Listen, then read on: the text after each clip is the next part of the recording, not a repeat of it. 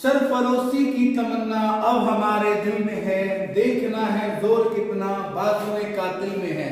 वक्त आने दे बता देंगे तुम्हें आसमां, हम अभी से क्या बताएं क्या हमारे दिल में है।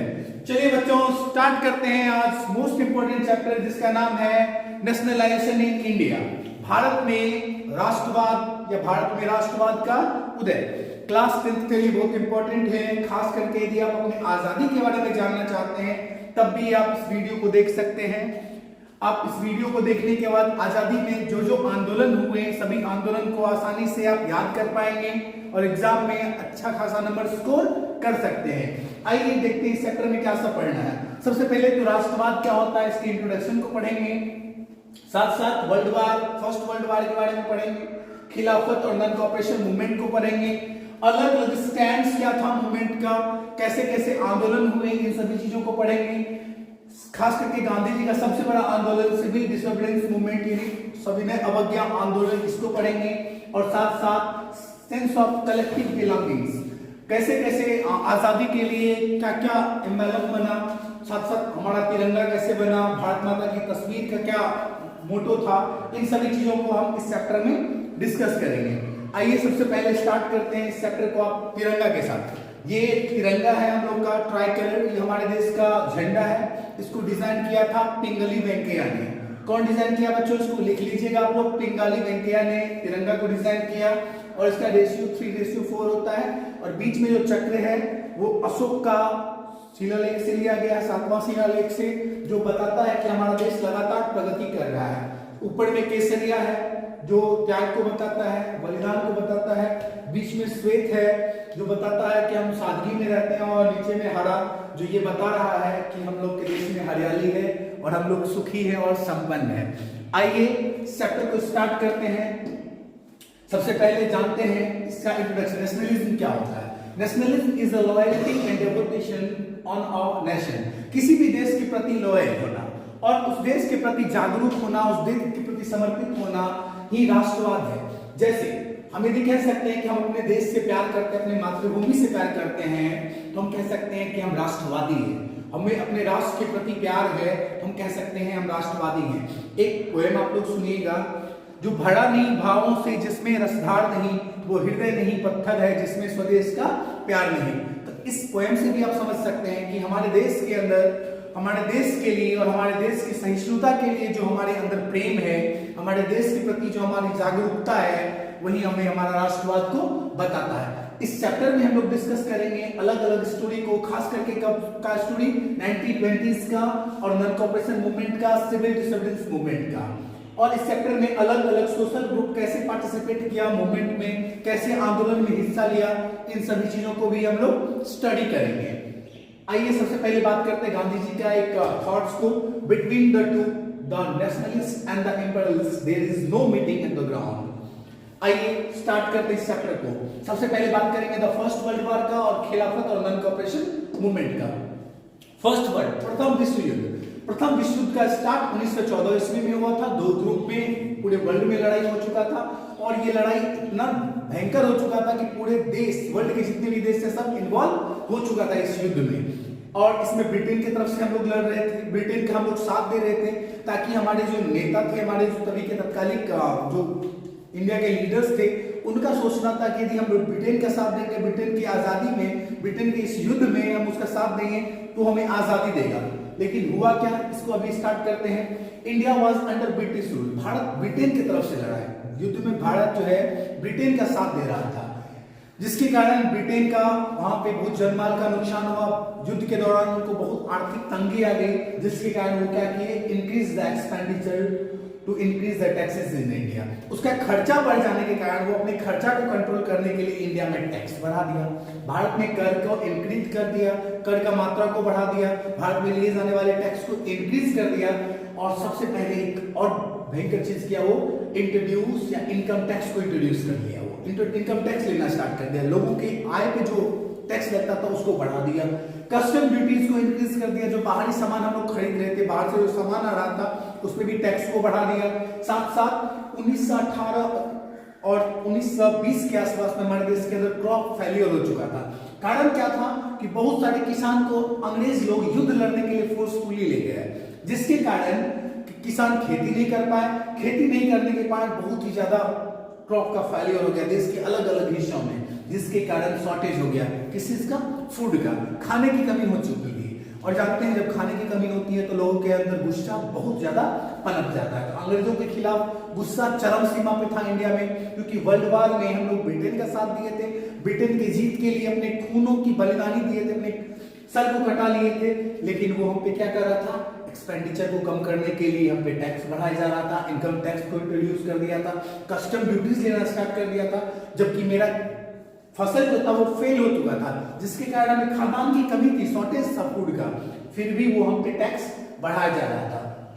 Throughout the war years, increased rotting between 1930 to 80, leading to the extreme hardship of common people. जो आम जनता थे उसके ऊपर में बोझ बहुत ज्यादा बढ़ गया। 1913 से 1918 के बीच में इतना बोझ बढ़ गया कि आदमी को खाने के लिए भी नहीं मिल रहा था।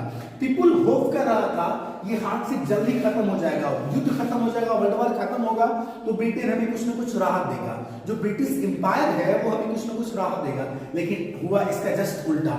जो हम लोग सोचे थे, जो इंडियन सोचे थे, तत्कालीन इंडियन जो सोचे थे 1913 से 1918 के बीच के जो भारतीय थे, जो अंग्रेजों का सहयोग कर रहे थे, लेकिन वो अपने सोच में कामयाब नहीं हो पाए।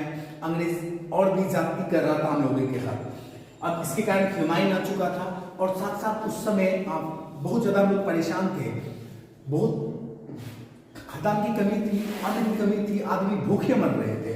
आइए जानते हैं उसके बाद क्या हुआ। देखिए फर्स्ट वर्ल्ड वॉर का कुछ पिक दिखाई दे रहा होगा आपको। वर्ल्ड वॉर के दौरान इंडिया वर्ल्ड वॉर 1 में ब्रिटेन का साथ दे रहा था और यहाँ पे क्रॉप देखिए किस ढंग से फेलियर हो चुका था, खाने की कमी हो चुकी थी, जनता खाने के लिए मर रही थी और ब्रिटिश हम पे क्या कर रहे थे? टैक्स बढ़ाए जा रहे थे। आइए इसका असर क्या हुआ।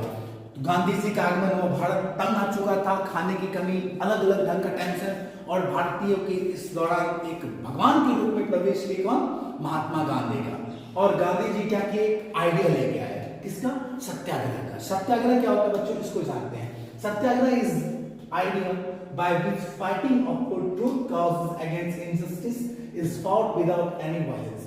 बिना किसी हिंसा का सत्य का साथ देना, सत्य के लिए सबको आग्रहित करना ही सत्याग्रह होता है। ये एक आइडिया है, ये एक मेंटालिटी है, आदमी के बीच का एक सोच है जो आदमी को जागरूक करता है कि बिना किसी हिंसा का भी आजादी को पाया जा सकता है। गांधी जी के विचार के अकॉर्डिंग सत्याग्रह एक सत्य के साथ इनजस्टिस के खिलाफ लड़ने वाला आंदोलन है, लेकिन उसमें कोई भी हिंसा नहीं होना चाहिए।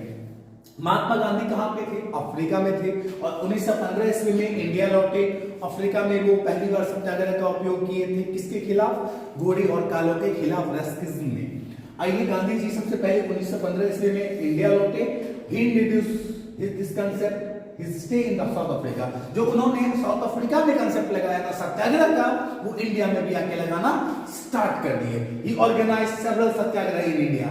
भारत में अलग अलग ढंग के सत्याग्रह गांधी जी करना स्टार्ट कर दिए, जिसका कुछ कुछ नाम आपको बता सकते हैं हम। चंपारण सत्याग्रह 1916 में हुआ था।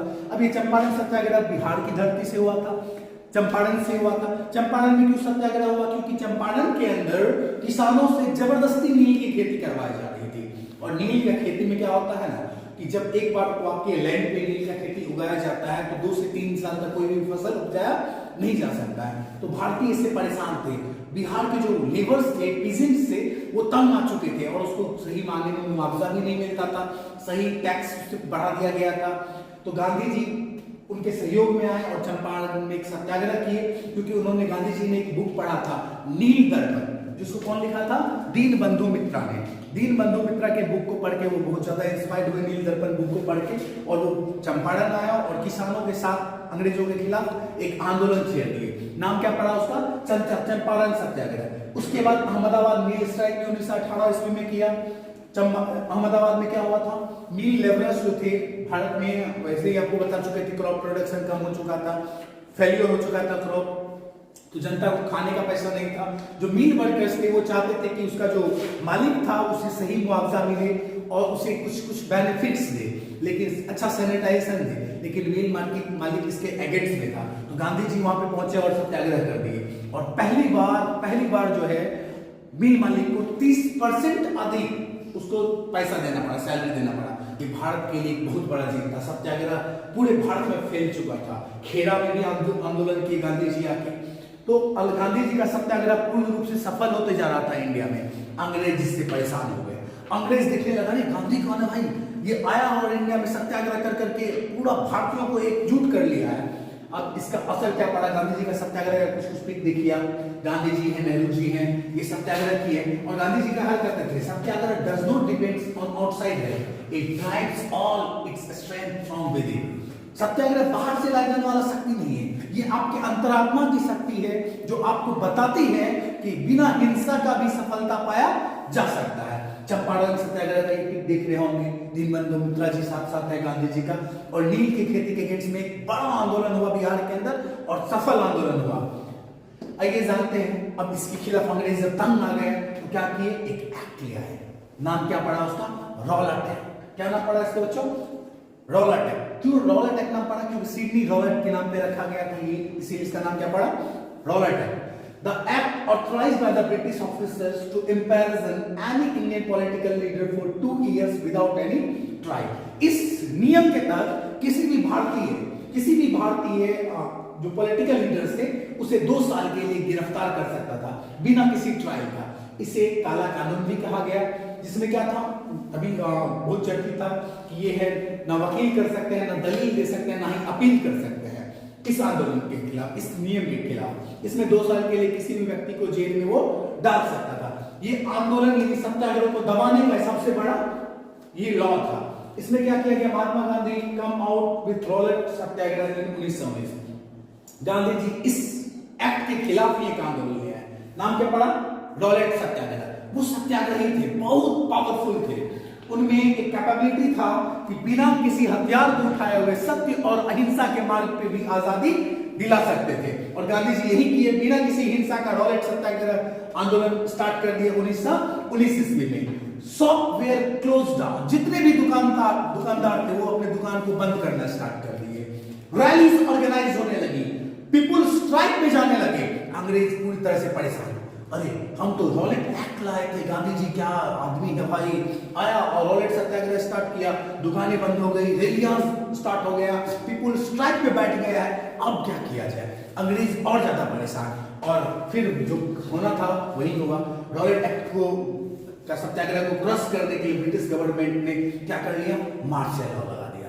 ये वही मार्शल लॉ है जैसे आप अभी देखते होंगे, आचार संहिता बोल के आपको इलेक्शन के दौरान कोई मॉब को मॉब इलेक्शन नहीं होने देता, मॉब को एक साथ जमा होने नहीं देता है, बोलते हैं 144 लग गया, उसी टाइप का कुछ चाहिए मार्शल लॉ। मार्शल लॉ लगा दिया क्योंकि गांधी जी के आंदोलन सत्याग्रह को क्या किया जाए, क्रश किया जाए, उसको बंद कराया जाए। वो आंदोलन में जो भाग ले रहे हैं उसे पकड़ के जेल में डाला जाए।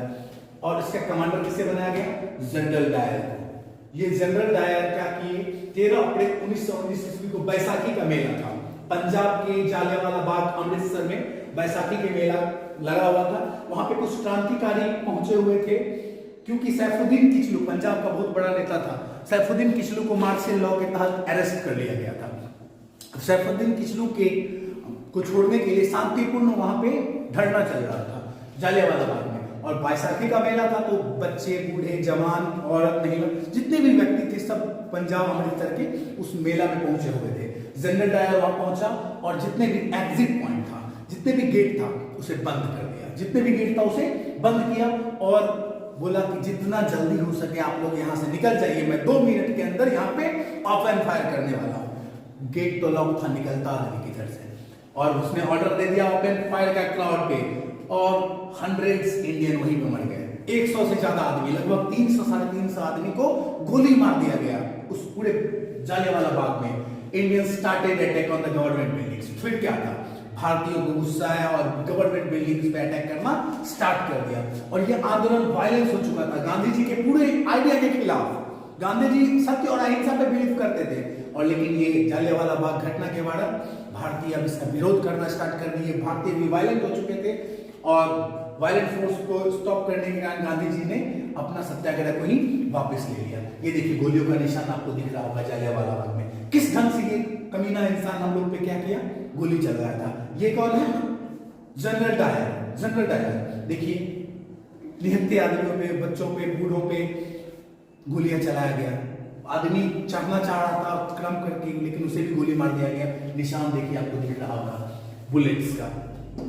आइए जानते हैं, अब गांधी जी के आंदोलन को तो वापस ले लिए, अब गांधी जी को एक बड़ा आंदोलन चाहिए था ताकि देश के अंदर फिर से आदमियों को जोड़ा जाए, फिर से आदमी आजादी के महत्व को समझ पाए। और गांधी जी एक बुक लिखे थे, इसका नाम था हिंद स्वराज। बुक का नाम क्या था बच्चों? हिंद स्वराज। हिंद स्वराज बुक में गांधी जी लिखे थे, if Indians started to non-cooperate with Britishers, then India will be independent in 1 year. यदि भारतीय अंग्रेजों का साथ देना छोड़ दे तो भारतीयों को 1 साल के अंदर आजादी मिल जाएगा। भारतीयों को 1 साल के अंदर आजादी मिल जाएगा।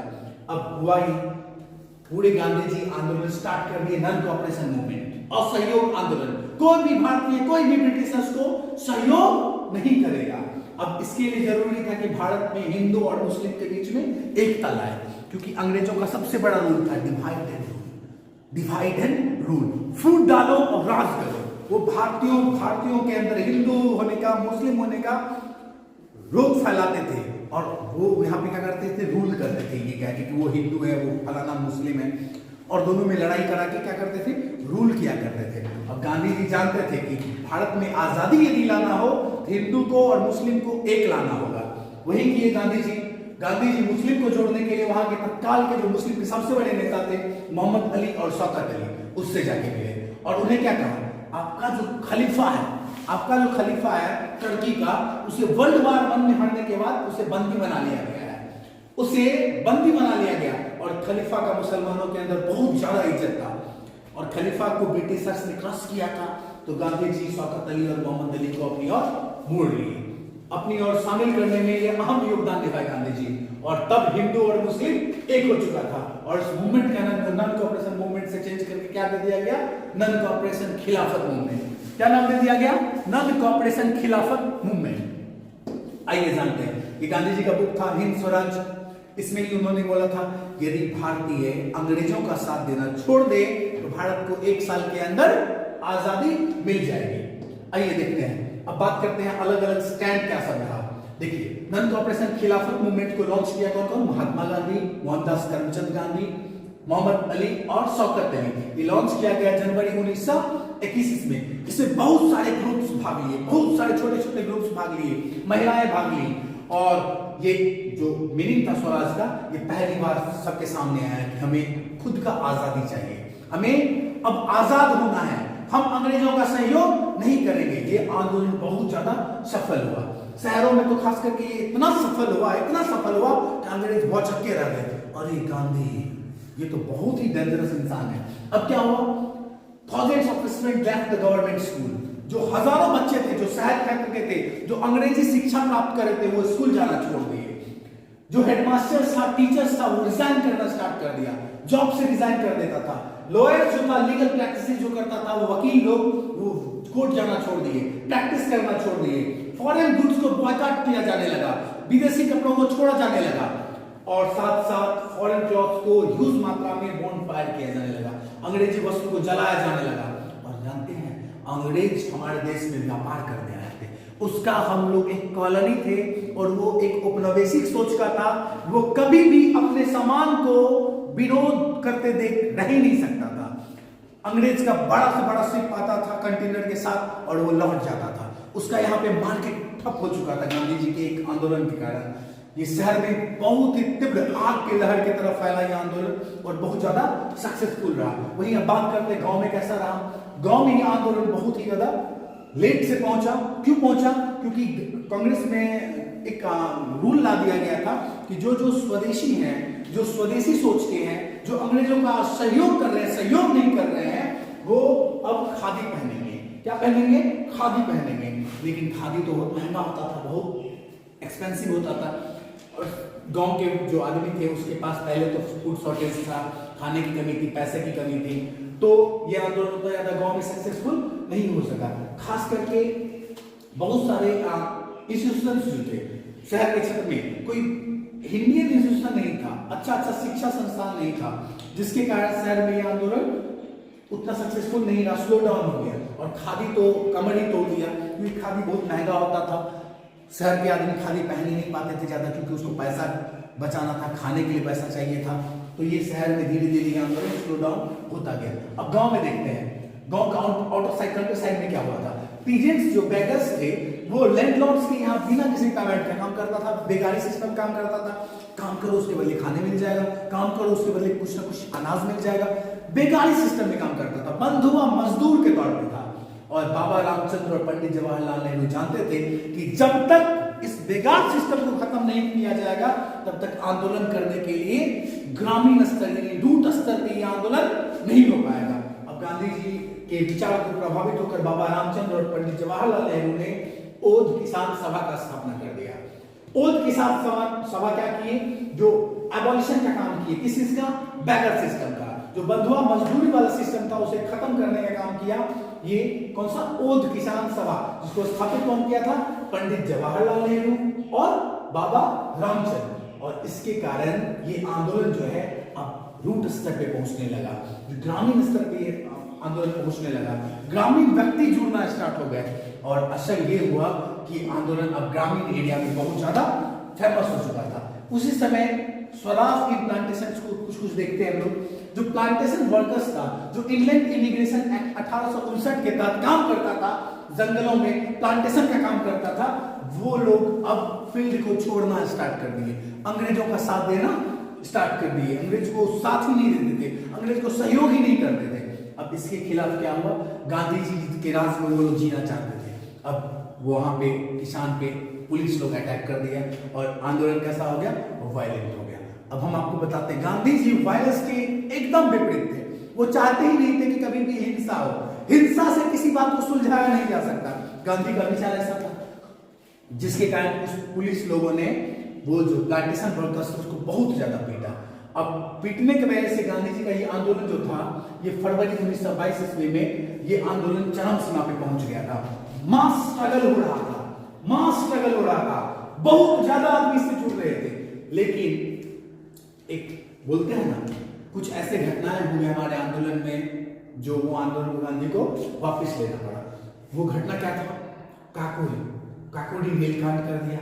दूसरा घटना क्या हुआ, चौड़ाचौड़ी में किसान और वहां का जो लोकल लीडर्स था, लोकल जो लैंडलॉर्ड्स था, वो विदेशी शराब और विदेशी वस्त्र बेचा करते थे, उसका शौक था। तो भारतीय जो फ्रीडम फाइटर्स थे वो उसका विरोध करना स्टार्ट कर दिए कि यहाँ पे अब अंग्रेजी वस्त्र नहीं बिकेगा, अंग्रेजी शराब नहीं बिकेगा। तो चौड़ाचौड़ी का जो पुलिस इंस्पेक्टर था वो बोला कि आप लोग आंदोलन बंद कीजिए। दोनों के बीच में झड़प हुआ, पुलिस और पब्लिक के बीच में, जिसके कारण पब्लिक ने पूरे थाने में ही आग लगा दिया, चौड़ाचौड़ी के पूरे थाने में ही आग लगा दिया। 22 पुलिसकर्मी जल के मर गए, जिसके कारण गांधी जी ने 1922 ईस्वी में अपना यह आंदोलन वापस ले लिया और डिसाइड कर लिया कि इंडियन अभी भी तैयार नहीं है आजादी के लिए। इंडियन अभी आजादी का मतलब जाने ही नहीं। गांधी जी जानते थे यदि इस ढंग से हम अंग्रेजों से तो आजादी ले लेंगे, गोरों से तो हमें आजादी मिल जाएगा, लेकिन हम लोग गुलाम हो जाएंगे किसके, बूढ़े व्यक्ति के। हम लोग गुलाम हो जाएंगे बूढ़े व्यक्ति के। गांधी जी जानते थे कि भारतीय अभी आजादी के लिए तैयार नहीं है। अब जरूरत था मास स्ट्रगल का, मास स्ट्रगल, ताकि पूरा जनता, पूरा देश एक साथ आके आंदोलन को बढ़ाए। चलिए मिलते हैं अब नेक्स्ट वीडियो में, जानते हैं इसके बाद क्या होगा। तब तक के लिए दीजिए धन्यवाद। जय